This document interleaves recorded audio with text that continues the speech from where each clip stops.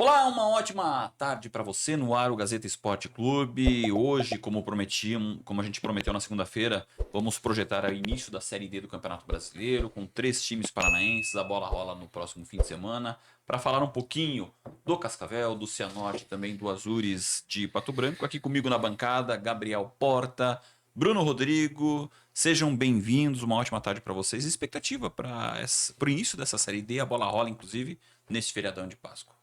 Boa tarde, Luciano, Bruno e ao Papinha, quem nos assiste também. Expectativa para o Cascavel de muitas viagens nesse grupo, primeiros confrontos contra muitos times, né? Novidades. Cascavel que estreia contra o Uberlândia nesse final de semana. Time mineiro que o Cascavel vai conhecer agora.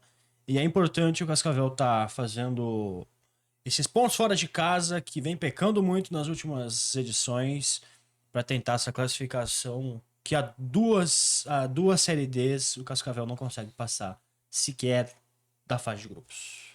Expectativa, Brunão? Expectativa é justamente enfrentar esse problema que o Gabriel falou de não passar da fase de grupo. São duas Série Ds parando na primeira fase e tentar ir mais longe do que já foi até hoje. Desde que entrou na Série D, o Cascavel nunca passou da segunda fase. Então a expectativa é tentar ir mais longe e quem sabe tentar esse acesso aí. Que com o elenco que está sendo montado, o Cascavel entra assim como um dos possíveis candidatos a esse acesso, apesar de não estar entre os favoritos. A gente não iria falar de Brasileirão hoje, de Série A do Brasileiro. E eu também não quero. Não quero falar de Brasileirão. Parabéns ao Flamengo, parabéns ao Palmeiras, os líderes. Flamengo voando, goleando. Mas assim, eu quero colocar uma outra discussão, aproveitando o Campeonato Brasileiro, que ela vai me dar um gancho para a nossa discussão na sequência a respeito do Cascavel. Eu até fiz uma reportagem que nós publicamos na Gazeta do Paraná antes do início do Campeonato Brasileiro. Naquela ocasião, meus caros, o Brasileirão começava antes da primeira rodada com 9 treinadores estrangeiros. Essa conta já reduziu. Nós tivemos aí até agora três demissões em 4 rodadas do Campeonato Brasileiro. Lembrando que a rodada aí não terminou. O primeiro demitido foi o Mano Menezes. Depois nós tivemos o Pedro Caixinha do Santos, do nosso querido Bruno Rodrigo. E ontem a demissão então do Gustavo Quinteiros. A conta dos gringos já não é mais a que começou o Campeonato Brasileiro. E detalhe, essa rodada ou a próxima, as 2 rodadas podem fazer mais vítimas de treinadores estrangeiros, porque estão aí na Berlinda o Pepa do Sport, próprio Ramon Dias do Corinthians, a torcida fiel pedindo a cabeça dele, e o treinador do Cruzeiro, o Portuga, lá também balançando-se. E tem o Zubeldia. E tem o Zubeldia. O Zubeldia que se salvou aí porque conseguiu um pontinho fora de casa. Mas enfim, você falou que tem clássico no fim de semana? São Paulo. Uma derrota para o Santos fatalmente provoca queda de mais um estrangeiro. Pergunto para vocês, é o fim da coqueluche treinadores estrangeiros do Brasil? É cedo para falar. Lembrando que a CBF está ali na cola e vai fazer uma nova investida por Carlo Ancelotti, que ele está meio balançando também no Real Madrid agora. Eu acho que não. Eu acho que a tendência é esses times que demitiram treinadores estrangeiros procurar outros treinadores estrangeiros. O Santos mesmo não vê opções dentro do mercado brasileiro, no mercado aqui do Brasil. As opções que tinham eram o Tite e o Dorival e os dois falaram que não querem. O Santos provavelmente vai atrás. São Paulo ele quase fechou, mas daí os dois voltaram atrás e hoje não tem mais negociação. Enfim, o Grêmio tá perdido, né? O Grêmio disse que tá querendo ou Mano Menezes, ou Pedro Caixinha, ou Fernando Diniz. 3 jogadores com Treinadores. três treinadores com modelo de jogo completamente diferentes um do outro. Mas assim, eu acho que pela situação atual do Grêmio, o Mano Menezes seria o melhor nome. Eu acho que sim. Enfim, eu acho que a tendência é que o Brasil siga com bastante nomes estrangeiros. Nesses que vão substituir os que deixaram os clubes. Nessa E mesma o linha. Ramon Dias, balançando? O Ramon deve cair hoje, né, segundo o que falaram alguns setoristas do clube, segundo informações aí, é que o Ramon vai cair hoje, final da tarde, e o Corinthians só não anunciou ainda por conta de que não tem um nome substituto aí pro cargo do Ramon. Lembrando, sempre bom lembrar que o presidente do Corinthians tem uma grande dificuldade quando o assunto é trocar e fazer essa contratação de técnico. A gente tem que lembrar do episódio do Márcio Zanardi, quando ele queria contratar um técnico totalmente desconhecido só porque era amigo dele, e aí lembrou que o cara já tinha treinado um time paulista, se não me engano, até o São Bernardo lá das contas. E aí não podia treinar o time no Campeonato Paulista, ele não sabia dessa regra, se embananou todo, enfim. É sempre um empecilho o próprio presidente do Corinthians, mas enfim, o Ramon deve cair. Assim como o Zubeldia também, acredito que tá, né, na corda bamba. O Pepa, apesar do esporte estar jogando bem ontem, perdeu de uma maneira inacreditável pro Red Bull Bragantino. Não teve roubo contra o esporte, então não tenho que falar nessa linha. E o Leonardo Jardim, que não consegue fazer esse Cruzeiro jogar. São os nomes aí que estão balançando. Perder pro Bahia em casa já era. Perder pro Bahia em casa é papo de demissão. Mas, como a escassez de treinadores brasileiros é grande ainda, esses times devem procurar técnicos estrangeiros para continuar esses trabalhos. Olha, me chamou a atenção. Eu entrei no assunto mudança de treinadores porque eu estava acompanhando ontem o jogo do Grêmio pela Rádio Gaúcha. E a imprensa gaúcha, ela é... Eu não vou dizer que pega pesado, mas eles são tão bairristas. Eu admiro isso. Não é uma crítica, não, tá? Eu admiro isso. Que antes do intervalo eles já davam certa saída do Gustavo Quinteiros. E então eu deduzo, meus caros, que essa demissão já deve ter acontecido ao longo do jogo contra o Mirassol. Mirassol, primeira vitória na elite. Nós falamos que o Reinaldo ia fazer gol, né? Tava quente essa vitória, esse palpite. E chegou a primeira vitória do Mirassol. Primeira vitória com V maiúsculo, né? Quatro gols aí em cima desse Grêmio fragilizado. É aquilo que a gente vem falando já há algum tempo. O Grêmio defensivamente é um nada, não cria muitas oportunidades, depende muito do Bright White para lá na frente, né, resolver as coisas. É um elenco muito limitado, muito curto. E a tendência é o Grêmio brigar para não cair. E se, né, não for isso, vai ficar ali segunda parte da tabela, porque a impressão que dá é que o Grêmio não sabe o que fazer, né? A direção não sabe o que fazer para montar um elenco minimamente competitivo para ficar na parte de cima da tabela. E, bom, a tendência é o Grêmio... O torcedor do Grêmio se prepare que esse ano vai ser difícil. Assim, agora eu vou parafrasear aqui os colegas de imprensa lá da Rádio Gaúcha, que eles projetavam o seguinte: havia um atrito elenco Grêmio com Gustavo Quinteiros pela maneira de jogar. Os jogadores defendiam, por exemplo, uma marcação por zona, e o Gustavo Quinteiros ele é adepto da marcação individual. Isso gerava um atrito, um conflito entre elenco e comissão técnica. O grande termômetro vai ser o Clássico Grenal. Será que o fato novo do Grenal, um novo comandante do Grêmio já para o jogo de sábado na Arena? Fato novo do Grenal, o Inter não mais invicto porque vem de uma derrota pro Palmeiras, enfim. Tudo pode acontecer. Tudo pode acontecer. E a gente... uma aura diferente para esse Grenal. A gente vê isso, esse fato novo agora com o Santos. O Santos era um time que tinha muitas dificuldades com o Pedro Caixinha, trocou, foi lá, a defesa não tomou gol, Zé Ivaldo fez gol, o time jogou melhor. Então, troca de técnico sempre é importante porque os jogadores... Fluminense. A gente sabe que os jogadores são... eles fazem o que eles querem, né?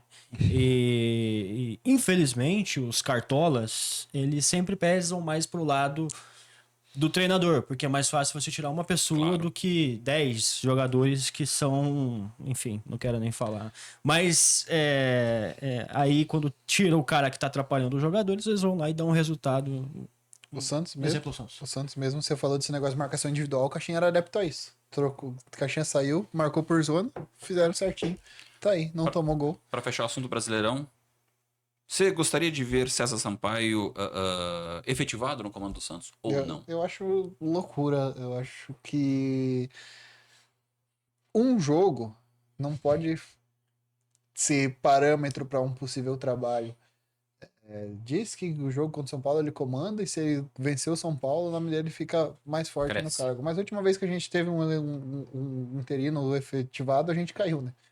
Então, eu acho loucura entregar na mão de um cara que, apesar, com todo respeito ao César Sampaio, que é um grande cara, chorou ontem na coletiva, né?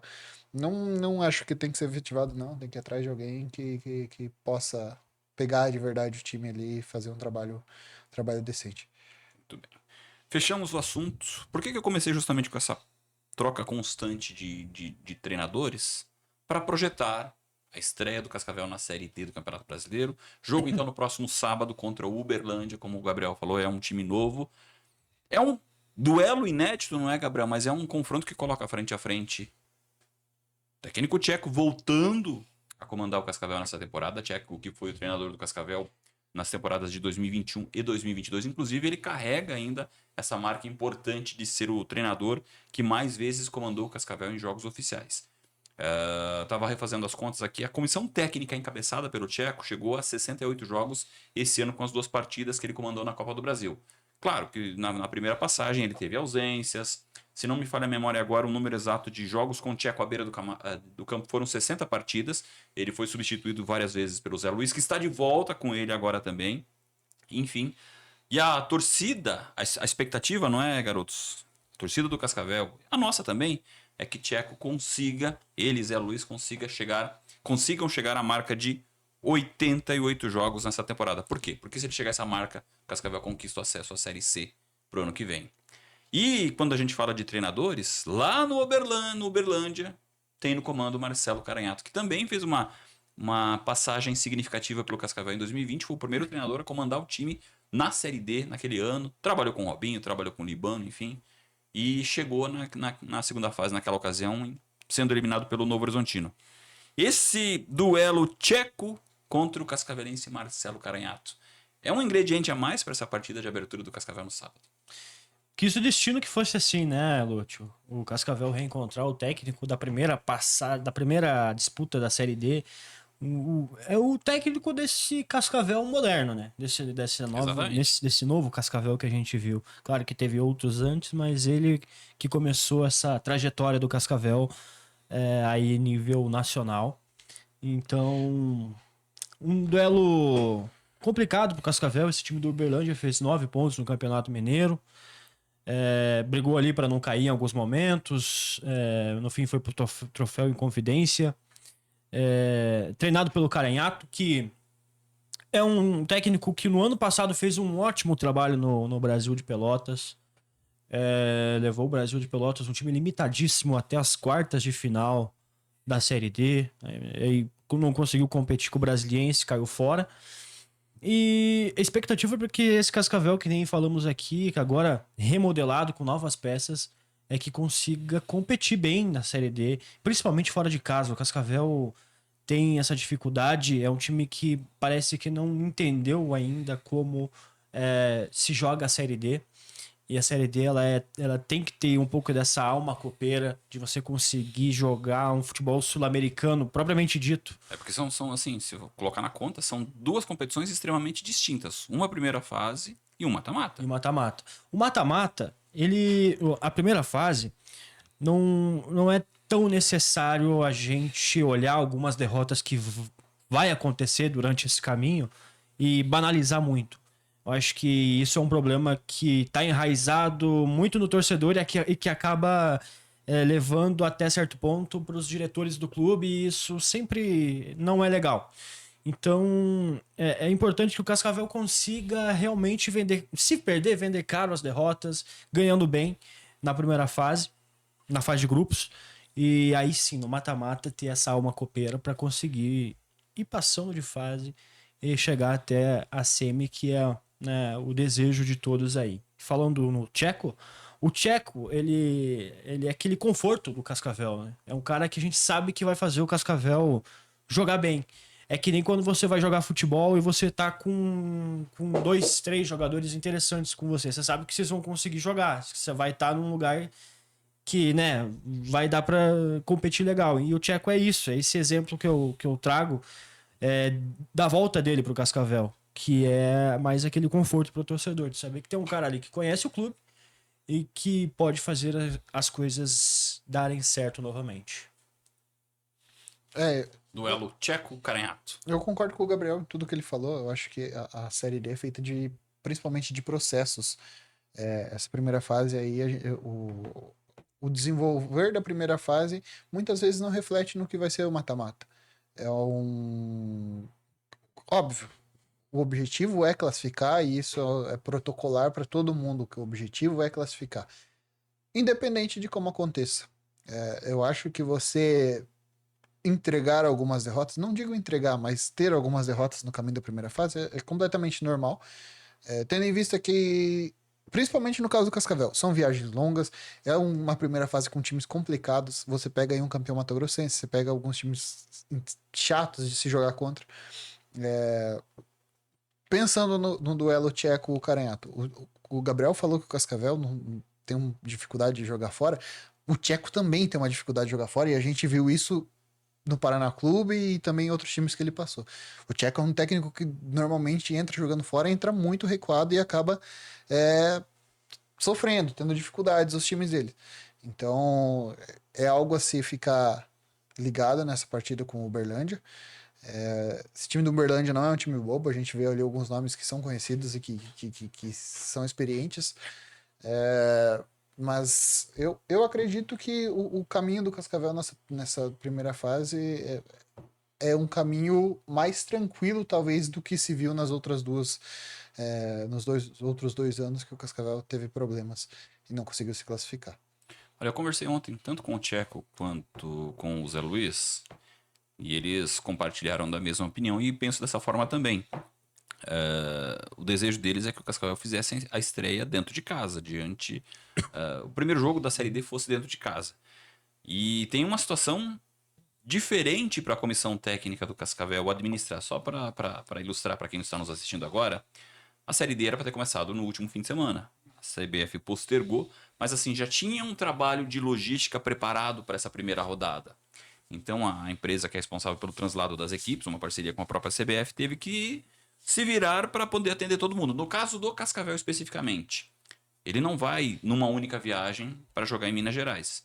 Vai com um elenco dividido. Parte do time já viaja na madrugada de hoje para amanhã, de quinta para sexta, e o restante do time viaja na manhã de sexta-feira. Então a sexta-feira vai ser voltada apenas para essa questão de logística. O Tcheco não treina, concentra depois que chega lá para poder jogar no sábado contra o Uberlândia. O Tcheco falou que assim, a logística não é ruim em termos de viagem, porque vai até Campinas, depois Minas Gerais, enfim, ela não é, mas perde-se um dia de treinamento, diferente se tivesse jogado em casa, e perde um dia de treinamento na volta, porque o elenco do Cascavel Futsal do Futebol Clube Cascavel retorna na segunda-feira após jogo e só volta a trabalhar na terça visando o confronto em casa, o primeiro diante da torcida que vai ser contra o Goiatuba no dia 26. Essa situação logística, na visão de vocês, ela pode impactar nesse jogo de sábado? Atrapalha, né, Lúcio? Atrapalha. É uma viagem parcelada, né? Pode sim atrapalhar. Mas o Tcheco, eu acho que se ele tiver. Ele já deve ter uma organização tudo em mente, então pode atrapalhar, mas bem trabalhado, isso não surte tanto efeito dentro de campo.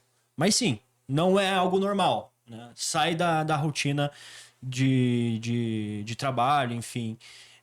Mas eu acho que dentro de campo não deve interferir muito, não. Eu não sei como vai estar o clima nos dias, mas isso preocupa, porque a gente sabe como é que é o aeroporto aqui de Cascavel, né? Exatamente. Vira e mexe, cancela voo por conta de condições Já pensando no climáticas. retorno pro jogo de primeira em casa. Pensando, e até na ida, porque vai metade do time na quinta, chega sexta-feira, o tempo fecha, não consegue pousar avião, não consegue levantar voo, e aí?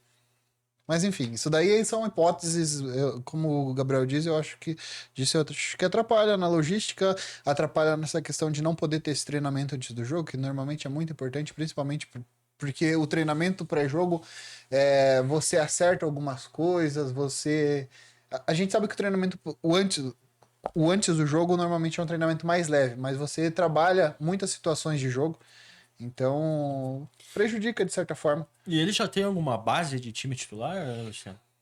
Cara, eu confesso pra você que ontem eu queria ter visto. Ele fez um trabalho tático, só que daí foi um momento do treino que eles pediram pra que a gente se retirasse, porque ele queria fazer um treino fechado. Mas enfim, pude ver ali, ontem me surpreendeu, vou dar uns spoilers aqui. Robinho segue absoluto no titular, e naquela formação que eu vi, João Pedro não aparecia nela, mas eu vi uma dupla de ataque formada por Michel, e quem que era o outro jogador agora?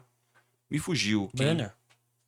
Não sei, que o Brenner acho que era meio. Acho que ele estava entre os relacionados àquele trabalho. Mas assim, foi uma pincelada muito rápida. Não sei se aquilo ele já treinou pensando no jogo de sábado. Acredito que sim. Uhum. Mas assim, eu até na reportagem que eu estou preparando para a Gazeta, eu falei dos experientes. A gente mencionou o Marcão, com 2 acessos, passagem no Atlético Paranaense, passagem pelo Atlético Goianiense. Só que nessa formação ele não aparecia. Reserva. Não aparecia.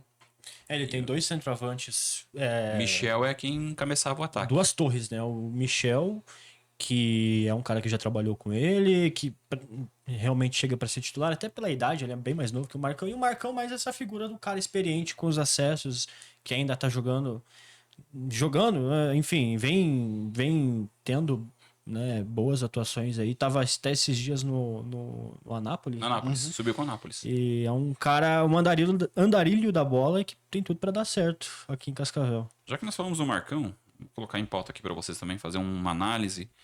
O Tcheco teve um time que ele herdou do fim do Campeonato Paranaense, que jogou as 2 partidas da Copa do Brasil, com algumas mudanças bem pontuais, mas agora para a Série D ele vai contar com 10 reforços. Lembrando que foram anunciados de maneira oficial 9, falta a 10ª peça para ser anunciada ainda por questões de documentação, de bid, ele ainda não foi anunciado, que vai ser a novidade então nos próximos dias, mas é um jogador que o Tcheco já não conta para esse primeiro jogo. Desses nomes aí que vieram para cá, que vocês podem falar a expectativa do Cascavel contando agora com essas 10 peças novas? Pode ir, Bruno. Ah, Deixa eu ver se eu acho o nome de todos eles aqui para ajudar. Ó, o que a gente viu é que são jogadores com uma certa experiência já na Série D. Eu não vou lembrar o nome de ninguém de cabeça, porque eu tô bem por fora das coisas. Mas o que se viu são jogadores com experiência. Tem alguns jogadores ali que se destacam em meio a outros que são nomes mais conhecidos. Mas a expectativa é que tragam uma melhora em relação ao elenco que estava antes. O Vini Moura, ano passado, ele fez uma boa Série D pelo Concórdia.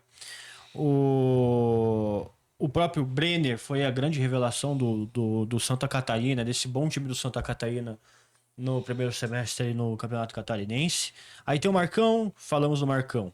O goleiro Passarelli, né? Perfeito. Passarelli, que chega para ser titular, eu acho. O Jean Carlos. O Jean Carlos ele segue no Cascavel, tá treinando. Ainda há possibilidade de negociação para ele, mas por enquanto ele é relacionado como jogador do Cascavel. Aquela reta final de Campeonato Paranaense dele ali foi bem tenebrosa, difícil. Então até creio que por isso o Cascavel foi atrás de um novo goleiro. Tem o Jonathan Schutz, o segundo volante, um meia, um jogador alto. Trabalhou com o Tcheco, tem aí, deve ter sido um pedido do professor e teve o acesso com o Paraná Clube. O Michel, outro cara que trabalhou com o Tcheco no Caxias, atacante. Lá no futebol gaúcho, passou por vários clubes e é um cara que gosta de fazer gols. Luiz Araújo, um atacante de extrema. Luiz Araújo, extremo. Jonathan Flores, vocês falaram. Dadalt, zagueiro, que deve ocupar o lugar que era do Miguel Alcântara. Acho que é isso, né, Lúcio? São o quê? São 10 reforços? 10 reforços, mas 9 anunciados e um que ainda está pendente para ser anunciado. Vai ver como o time vai se portar com um tanto de novidade, né? O tanto de novidade, de certa forma, a gente fala em estreia de Série D e para muitos é estreia no clube. Para muitos é a primeira experiência ali com o Cascavel tendo em vista que é uma competição nova e o Tcheco teve esse tempo para trabalhar, a expectativa é que consigam já corresponder, né? O Cascavel ficou muito tempo parado aí desde a eliminação no Paranaense. Então o tempo teve. Agora é ver como que vão corresponder dentro de campo. E falando um pouco sobre esse grupo do Cascavel, é um grupo difícil, né, gente? Acho que é um grupo bem complicadinho. Tem ali o Operário do Mato Grosso do Sul, que foi campeão agora recente do Campeonato Sul-Mato Grossense. Tem o próprio Cianorte, que costuma sempre ser um time chato aí quando joga contra o Cascavel. O Monte Azul, vice-campeão do A3 do Paulista. Uma SAF está se consolidando.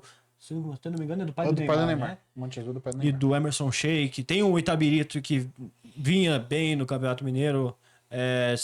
Conseguiu salvar do rebaixamento, eu acho, agora. Mas é a primeira vez que o Itabirito, depois que retorna para o Mineiro, briga para não cair. Também o Itabirito, também treinado pelo Caranhato. Goiatuba, eu confesso que eu conheço pouco sobre o Goiatuba, mas vi alguns jogadores, tem alguns jogadores que foram anunciados. Me falei até do Calazans, que teve no São Joséense agora. A Inter de Limeira, né, que caiu no Paulista. No Paulista, mas deve investir um dinheiro aí para tentar manter calendário.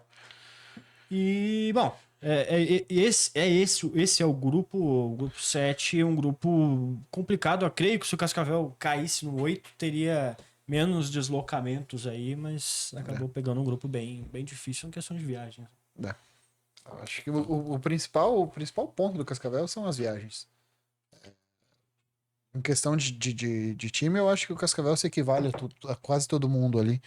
Eu não vejo alguém. Eu não consigo ver alguém nesse grupo do Cascavel que se destaque assim a ponto de falar: Não. esse time vai sobrar. Não. Não tem. A diferença, ó, pro grupo 8 é que tem mais times que talvez sejam saco de pancada. Uhum.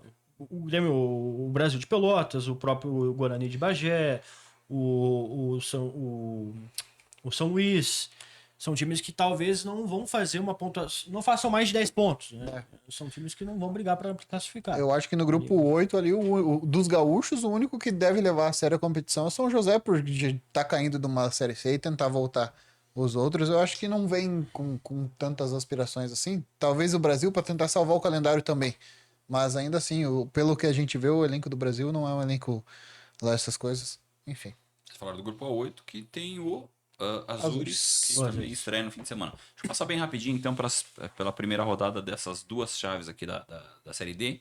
Então, pelo grupo do Cascavel, abertura no sábado com Cianorte e Operário do Mato Grosso do Sul. Esse jogo no Albino Turbay. 3 da tarde. No mesmo horário tem Monte Azul e Itabirito. O Cascavel, então, joga um pouquinho mais tarde no sábado. Visita Uberlândia às 5 horas. E a primeira rodada vai ser concluída, então, no domingo com Goiatuba e Inter de Limeira, lá no estado de Goiás. Grupo A8 tem abertura no sábado com Joinville e Guarani de Bagé, 13h30. Também no sábado, 4 horas, o Azures estreia justamente contra o São Luís, lá no Rio Grande do Sul, 19 de outubro. Sábado ainda tem Marcílio Dias e São José. E ainda no sábado tem Brasil de Pelotas e Barra de Santa Catarina. Então são os confrontos que envolvem os times paranaenses aí na Série D do Campeonato Brasileiro. Falamos um pouquinho dessa jornada. Para deixar para quem nos assiste, só reiterando que o formato é o mesmo dos anos anteriores. Primeira fase, turno e retorno, 14 jogos, ou seja, todos os times vão fazer 7 partidas em casa, 7 fora. Os 4 primeiros de cada chave avançam para a segunda fase, aí entra no mata-mata.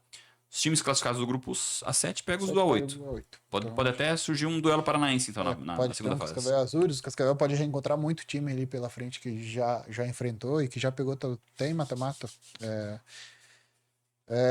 O cruzamento para quem é do A7 com os times do A8 talvez tende a ser mais tranquilo. Eu acho que dos times do A8, os times que mais são regulares ali talvez sejam o Joinville, o Azures e talvez o Barra.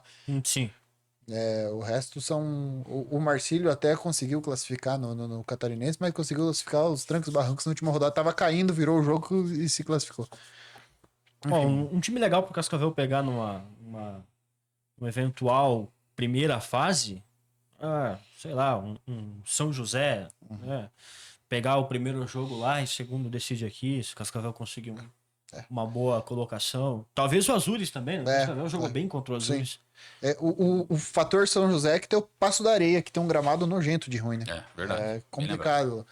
Mas, eu concordo, Gabriel. Acho que seria fugir dos catarinenses, talvez. Que os catarinenses são os mais fortinhos ali do grupo.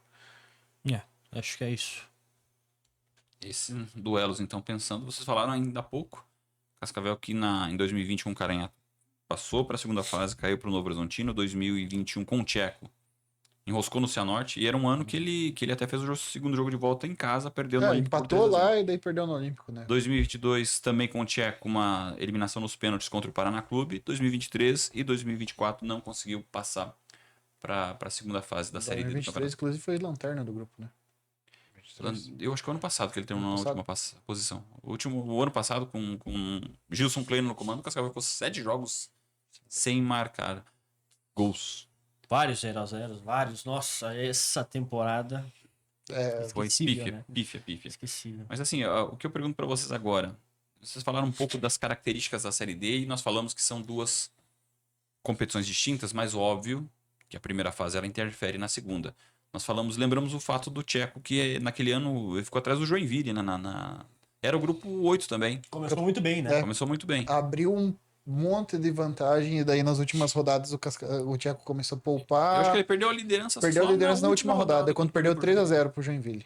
Exatamente. E aí cruzou com o Cianorte, mas ainda tinha vantagem do jogo de volta em casa. Na visão de vocês, se vocês preferem cruzar com gaúchos, qual a importância de fazer uma boa campanha agora para garantir mando para a partida de volta no mata-mata? Eu acho que a importância é você conseguir desenhar um jogo de uma maneira que você vai conseguir levar a decisão para o segundo jogo e fazer uma partida protocolar, né? Ah, vamos chegar aqui, vamos fazer a gente conseguir um bom resultado de empate a primeira partida. Segundo jogo a gente vai ter a nossa torcida, a gente vai sufocar o adversário e vai conseguir passar. Então, eu acho que o ponto-chave é esse: o Tcheco conseguir pensar sempre bem nos dois jogos que vai ter. E claro, ficando em primeiro e em segundo, você consegue ter essa vantagem de jogar a primeira partida fora. E o Tcheco é um cara que gosta de estudar muito essas partidas, né? Até mesmo na Série B com o Paraná ele fez isso, né? Ele só não teve essa barganha no jogo da final, de decidir fora. E mesmo assim conseguiu ser campeão. É um cara que gosta de se defender com o estilo de jogo dele que o Bruno mesmo falou. Um cara que gosta de se defender fora, montar um esquema de jogo para não sofrer muitos gols e em casa expor mais o time, sufocar mais o adversário. Então, eu acho que seria isso pro Cascavel, pensando na primeira, segunda fase. Eu pensando numa segunda fase, eu acho que classificar em primeiro é absolutamente necessário. Eu não gostaria de decidir fora contra o Brasil de Pelotas, decidir fora contra o Joinville, que são times que têm uma torcida mais numerosa, que são times que conseguem jogar melhor dentro de casa. O Brasil joga muito bem no Bento Freitas, apesar de fora de casa ser uma tragédia. Enfim, eu acho que classificar entre os dois primeiros para conseguir uma vaga um confronto em casa no jogo de volta é essencial. Decidir fora de casa normalmente contra determinados times é bem difícil. Para fechar o assunto e a nossa participação hoje, os últimos minutos eu quero agora que vocês exponham aí os desafios que Tcheco e Cascavel vão ter agora na Série D do Campeonato Brasileiro. Eu vou dizer os meus, assim, para que o time possa disputar a Série C no ano que vem. Eu vou listar dois aqui. O primeiro deles é vencer fora de casa. Vencer fora de casa porque é algo que o Cascavel ainda não conseguiu nessa temporada. Busca isso. E talvez ainda mais importante do que isso é saber conduzir jogos eliminatórios. Jogos eliminatórios, o histórico do Cascavel nesse tipo de partida não é bom. Não é bom. Esse ano, inclusive, conseguiu passar num jogo único pelo América Mineiro em casa, mas na primeira partida fora de casa já tropeçou quando vivenciou essa situação em 2025. São duas competições distintas. A primeira fase interfere no mata-mata, mas assim, meu parecer, não sei se vocês podem discordar, mas é uma deficiência que o Cascavel tem que precisa melhorar se quiser disputar uma Série C no ano que vem. Uma deficiência histórica, né, Lúcio? No Paranaense a gente vê que o Cascavel consegue realmente, às vezes, bons resultados fora, mas em outras competições é inacreditável o que acontece. O Cascavel consegue perder uma vaga pro Petrolina fora de Exatamente, casa, mas bem assim, lembrado. um time muito inferior do Cascavel tecnicamente. Eu sigo contigo, Lúcio. Eu acho que são esses dois desafios. O principal é pensar pra frente também, né? Saber que o time não tem calendário para o ano que vem, que isso pode Aumenta a responsabilidade para essa Série D. muita. Isso pode comprometer até mesmo o futuro do clube, né? Porque o Cascavel ficar mais o segundo semestre sem ter calendário, a gente não sabe como é que é as coisas. Não se acostumou com isso, o presidente, os diretores, enfim. Então é uma responsabilidade muito grande. Saber controlar as partidas quando tiver vantagem, quando tiver com a igualdade, principalmente fora. E competir melhor em jogos eliminatórios. E aí a gente pensa mais pra frente, falando fora de fase de grupos. Então eu acho que são esses os desafios do Cascavel para essa Série D. Eu ia falar o que o Gabriel falou. Eu acho que saber trabalhar a cabeça dos jogadores com essa questão de que se ano que vem, se a gente não conseguir acesso ano que vem, nós não temos calendário. Fazer esse trabalho, não de criar um fato na cabeça do jogador de obrigação ou de que cause assim um certo temor, sabe? Mas eu acho que trabalhar isso como um combustível para motivar os atletas. E Eu não sei o que o Cascavel vai fazer, se o Cascavel vai disputar ou não a Copa Paraná, mas lá na frente a gente pode ter conflito de calendário, um calendário mais apertado pro Cascavel. Isso daí pode apertar. Eu não sei se a Copa Paraná vai ser sub-20, se vai ser adultos, não sei se o Cascavel vai levar a competição a sério, porque querendo ou não, uma vaga na Copa do Brasil, e vaga na Copa do Brasil é um dinheiro Exatamente. grande. Então, Pensou que deveria priorizar essa competição esse ano também. então. E aí, isso daí lá na frente, eu não sei, a Copa Paraná, pelo que a gente ouviu, vai acontecer ali por setembro, né? E pode acontecer de chegar a setembro, o Cascavel não ter mais calendário nacional, mas pode acontecer de chegar a setembro e estar decidindo um mata-mata de Série D, então Exatamente. isso daí pode dar uma apertada. Lá na frente, caso dispute as duas competições, eles se colocar na balança, né? É. Pesa mais. E só pra encerrar pra mim o assunto Série D, olho em outros times, os times lá mais de cima, falar do Liste pra nós. querido Santa Cruz, vai Santinha. jogar Série D, tá com uma SAF que parece ser estruturada e pra mim é o grande favorito ao acesso, o Santa Cruz. A gente tem ali mais pra cima, falamos do grupo 8 também, a gente tem a Portuguesa, tá no grupo 6, Manaus no 1, tem o Manaus, que já frequentou Série C, Maracanã no 2, que agora tá classificado pra terceira fase da Copa do e Brasil. vai encarar o seu Inter. Uhum. Tem o 13, O Aparecidense, eu gosto do Cascavel, no grupo Exatamente. 5, agora... Santa Cruz falou do 3, né? tem É um grupinho que tem o Ferroviário, também acostumado a jogar Série D. Tem o América de Natal. É um grupo bem difícil, né? Central de Caruaru, difícil. tem o Souza, tem o 13. 13. É um grupo Ó, bem puxado. Esse grupo aqui, acho que é o mais difícil da Série D, viu? O Pensando 13. agora, cara. Exatamente, É o concordo. grupo mais No grupo 4 ali, o União do Tocantins aí, que teve O Asa foi finalista do Campeonato Alagoano. o Asa. Deixa eu ver aqui mais pra cima. O grupo 1, Manauara, né? Manauara no grupo 1, fez acho que a melhor campanha geral da fase de grupos do ano passado. Foi eliminado pelo Porto Velho, pelo Gazinho Porto Velho, se não me falhe. O Manaus agora. caiu recentemente da Série C, né? Caiu ano retrasado, eu acho. Isso mesmo. O Manaus, aí tem o Manaus, o Manauara, o Manaus. O Maitá, que foi adversário do Operário na primeira fase da Copa do Brasil. E a agora, Tuna. recentemente. O E a péssimo, Tuna o péssimo Maitá, né? Vamos fazer um bingão aí de quantos pontos se o Maitá passa dos 5 pontos, né? Cadê o Gazinho Porto Velho? Tá em qual grupo? Passaram pelo 2 aqui também, que tem o Altos, tem o Maracanã, mas tem o Sampaio Corrêa, que até pouco tempo agora. Inclusive o Robinho Bolívia. jogou Série B Sim. com o Sampaio Corrêa. Tocantinópolis, que já ganhou do Cascavel na Copa do Brasil, enfim. Muitos times chatos. O grupo do Asa ali, desce ali, que tinha um... Asa, Barcelona de Ilhéus, Jequié, Juazeirense, Lagarto, Penedense, Sergipe e União do Tocantins. Eu tinha visto alguém que tá na Copa do Brasil ainda. Ah, não, o Capital tá na Copa do Brasil, Capital, no sim, grupo Capital, deles, é um time chatinho Exatamente. também. Junto com a Aparecidense, Aparecidense. Ceilândia, Goianésia, Goiânia, Luverdense também, que há pouco tempo figurou em divisões acima, Misto e o Porto Velho. Grupo 6, só para passar todos os grupos aqui, tem Boa Vista, Maricá. Maricá aqui estava aprontando no Carioca esse ano. Nova Iguaçu, vice-campeão carioca no ano passado, Porto Vitória, Portuguesa, Pouso Alegre, Rio Branco, Espírito Santo e o Água Santa. E os grupos 7 e 8 dos times paranaenses. Gurizada, considerações finais e palpites de vocês para Cascavel e Uberlândia.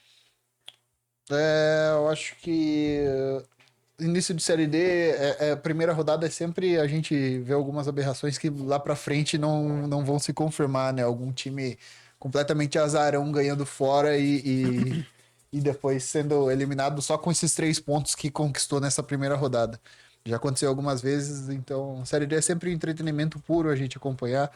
A gente vê coisas bizarras, mas também vê coisas muito legais, vê surgir jogadores bons que lá na frente podem vingar. Então, assistam a Série D, deem essa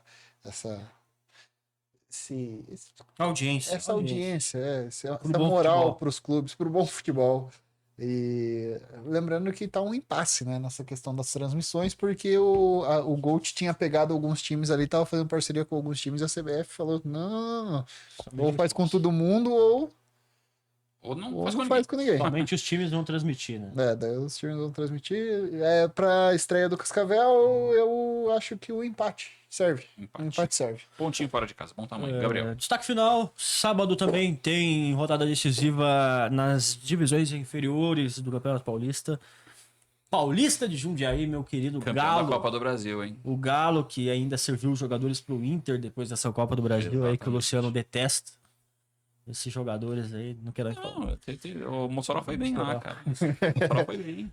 Paulista de Jundiaí decide vaga na Série A4, pode ter o acesso para 3 Com o contra o queridíssimo Nacional. Nacional, né? Queridíssimo. Dois simpáticos times. Dois né? simpáticos. Infelizmente, um deles vai ficar e do outro lado é a União Barbarense e O União Barbarense Colorado. Colorado Calheiras. Bom. esse Não, é eu o- acho que é a Araraquara. É o Araçatuba. Araçatuba, Araçatuba. Tá certo. Então, torcida aí pro Paulista Jundiaí conseguir esse acesso pra 3. Meu palpite pro Cascavel, acho que dá empate também, dá 1-1, Cascavel e Uberlândia. Muito bem. Eu vou ser mais otimista, porque eu tô com a camisa que o Tcheco mandou aqui, o Cascavel em 2021. 1-0, o Cascavel tá de bom tamanho.